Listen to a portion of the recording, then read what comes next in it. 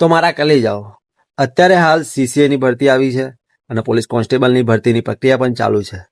પરંતુ અત્યારે બજારમાં બેચોની એટલી બધી ખતરનાક ઓફરો ચાલી રહી છે, એટલે બધા એ ઓફરોના ચક્કરમાં બધી બેચો લેતા હોય છે.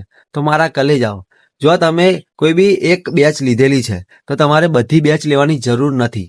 કેમ કે મારા કલે જાઓ, જે કોન્સ્ટેબલમાં ગણિત રીઝનિંગ હશે એ જ સીસીએની એક્ઝામમાં ગણિત રીઝનિંગ હોવાનું, જો બંધારણ બી જે કોન્સ્ટેબલમાં હશે એ જ બીજી બધી એક્ઝામમાં હોવાનું. એટલે મારા કલે જાઓ, કોઈ બી સરકારી એક્ઝામની તૈયારી તમે કરતા હોય તો 80% જે સિલેબસ હોય છે ને એ બધી એક્ઝામમાં સેમ જ હોય છે. એટલે કે મારા કલે જાઓ, બધી ભરતી જે આવે છે, કોન્સ્ટેબલની આવે, સીસીએની આવે, ફોરેસ્ટની આવે, તો બધામાં મારા કલે જાઓ, આપણે બધી બેચ લેવાની જરૂર નથી. કેમ કે કોમન સબ્જેક્ટ 80% છે, પછી બધી બેચ લેવાની શું લેવા જરૂર છે? એટલે ગમે તે એક બેચ લીધેલી છે એની ઉપર જ રહો અને એ જ તૈયાર કરો. કેમ કે મારા કલે જાઓ, બધી તરફથી બધું ભેગું કરવા જશો ને તો એકેય બાજુ ભેગું નહીં થાય. એટલે ગમે તે એક બાજુ કમ્પ્લીટ ભેગું કરો અને 80% સિલેબસ છે તો પછી તમે બધી એક્ઝામ આપી જ શકશો. મારા કલે જાઓ, પછી સિલેબસ પ્રમાણે જે એક્ઝામ આવે છે એ તમારે જોઈ લેવાનું, જે 20% સિલેબસ છે એ રીતે એ તૈયારી કરી લેવાની. સાચી વાત ને? મારા કલે જાઓ.